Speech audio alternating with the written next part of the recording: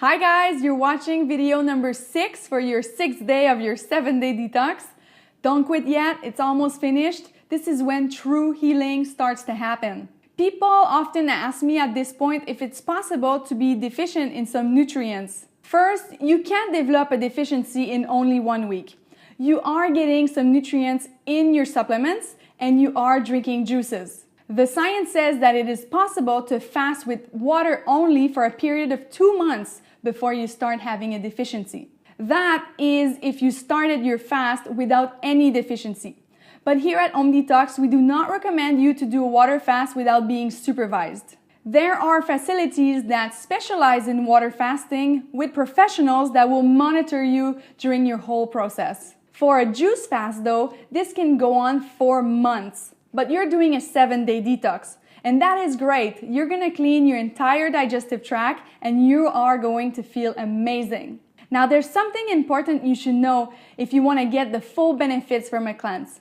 This cleanse should be the starting point for you to change your diet. You do not wanna go back to your same old habits and cancel out the results you just got. The preparation diet that we recommend is there for a reason. It is the right diet for your body. You can continue eating this way if you want. So why would someone choose to continue on a whole food plant-based diet after this cleanse? First is to choose an alkaline diet rather than an acidic diet. You know, your blood pH is alkaline. Your cells are alkaline. Your body is alkaline. Well, it's supposed to be alkaline. On a scale from 1 to 14, 1 being acidic and 14 being alkaline, the blood pH is situated at 7.4. All day, the body works to maintain the acidity levels at between 7.35 and 7.45. The problem is that everything around us is acid forming and we don't help ourselves with the diet. You can see that all the animal products and the processed foods are on the acidic side and the fruits and the vegetables are on the alkaline side. When the blood pH is too acidic, the normal reaction of the body is to get the calcium out of the bones and send it to the blood to buffer the acidity, because calcium is an alkaline mineral. When everything is back to normal, the calcium is lost in the urine and in the stool. This results in a loss of calcium and can lead to osteoporosis. That is a disease that is caused by our highly acidic diet. By choosing a plant-based diet, you are eating alkaline food, which is what the body needs. When you are too acidic, your immune system is weak and your body becomes a perfect breeding ground for bacteria, viruses, pathogens, microbes, and chronic illnesses. This is why we're always sick. We are way too acidic. A plant-based diet has been shown to be anti-inflammatory, while a meat diet is pro-inflammation. Eating lots of rich antioxidant fruits and vegetables like berries and greens dramatically decreases inflammation and helps protecting you against cell damage. And by avoiding inflammation-promoting foods like processed foods, meat, and dairy, you even help the plant to be more effective. Plants do not contain any cholesterol. Cholesterol only comes from animal products. High cholesterol levels are associated with heart disease, our #1 killer. Plants actually help to unblock the arteries that were blocked by cholesterol and animal fat. The plant-based diet is the only diet that has been proven to reverse heart disease without surgery or medication. I really like what Dr. Michael Greger says in his book, How Not to Die. He says, if we know the cure to our #1 killer, shouldn't it be our default diet until proven otherwise? By eating whole plants, you will also avoid the trans fats and the saturated fats contained in animal products and processed foods. These are bad fats. These fats make you fat. They make your liver produce more cholesterol and they cause inflammation in the body and in the cells. The plants contain a majority of healthy fats, which are unsaturated fats. These fats are good for your brain and your heart. Coconut oil and palm oil are the exceptions. They are mainly composed of saturated fat.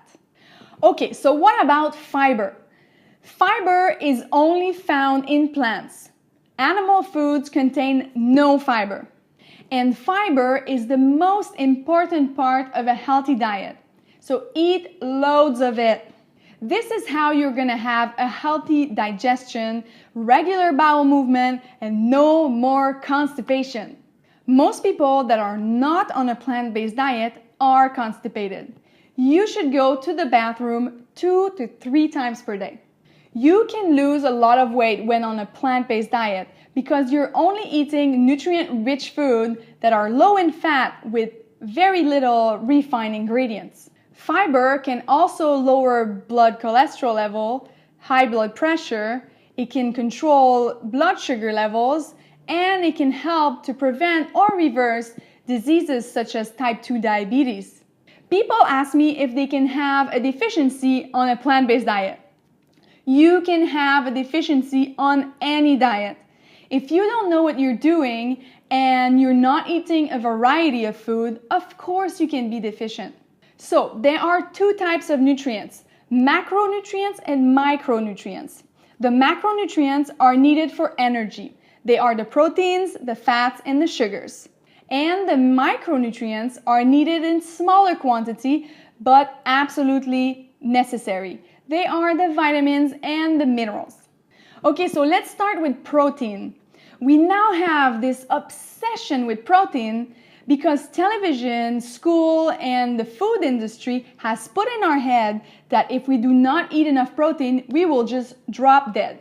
If there is one thing we should not worry about, it is protein. The human body only needs 0.8 grams of protein per kilogram of body weight per day. So that's nothing. If you weigh 60 kilos, you only need 48 grams of protein per day. So first, do you know what a protein is? Protein is a chain of amino acids, and amino acids are building blocks to make protein. All animals make proteins from amino acids, and all foods are made of amino acids. There are 20 amino acids that the body needs. 9 of them cannot be made by the body, so they have to be found in the food that we eat. There are complete protein and incomplete protein. The complete protein means that all the essential amino acids are present, and the incomplete protein means that some of the amino acids are not present. Animal products are complete protein, just like lentils, beans, nuts, seeds, and some vegetables. Other fruits and vegetables are called incomplete proteins because some of the amino acids are missing. But wait, they are not missing the same amino acids. So if you are eating a variety of food in your diet, if you're eating a caloric sufficient diet, it is practically impossible to become protein deficient. I have an example for you. Grass is complete protein. The cow eats the grass, she gets the grass protein and breaks it down into amino acids, and she makes cow protein.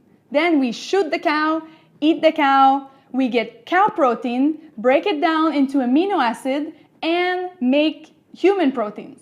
The same process occurs when you eat vegetables.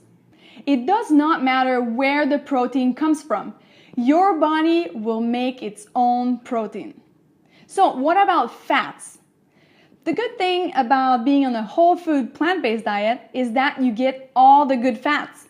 The healthy fats, the unsaturated fats, are in the nuts and the seeds, the avocado, and the vegetable oils.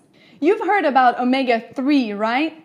We're told that we need to eat fish or take fish oil supplements for omega-3, right? Well, this is not very accurate. There are 3 types of omega-3, ALA, DHA, and EPA. EPA and DHA come from fish.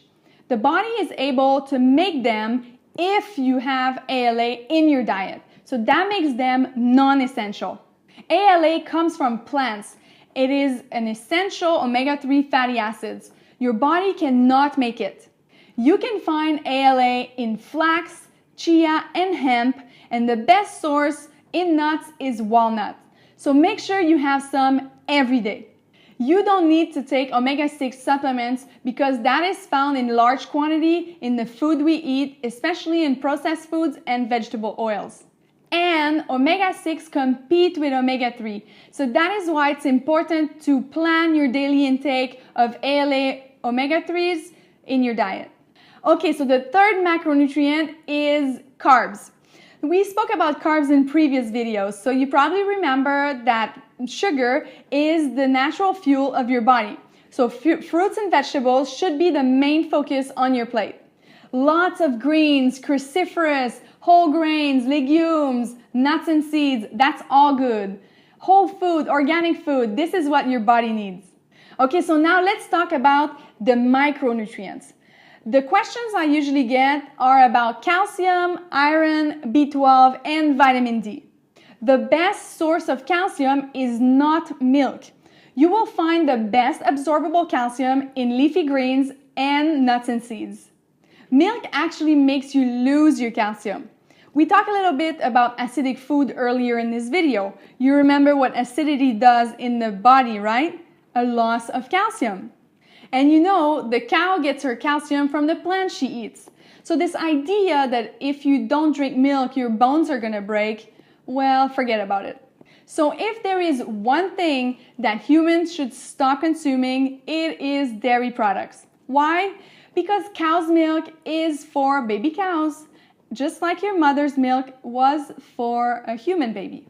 This milk is designed to make a baby calf grow into a huge mammal in about 6 months.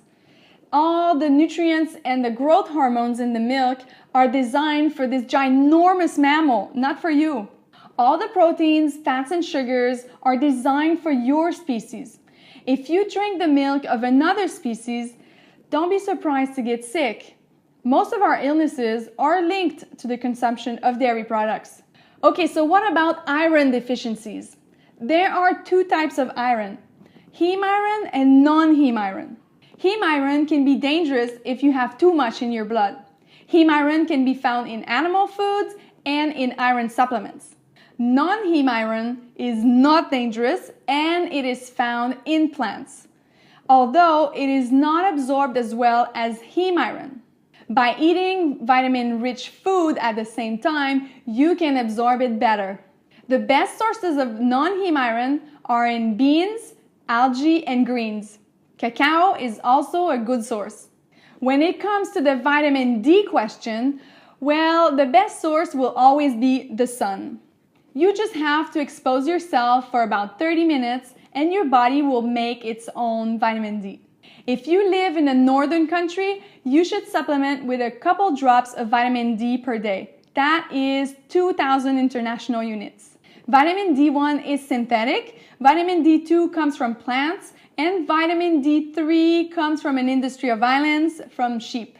So I recommend you vitamin D2, but now there are also vitamin D3, a vegan version of it, so you can choose. B12 is another possible deficiency amongst vegan, but it's also possible amongst people that are on the regular American diet.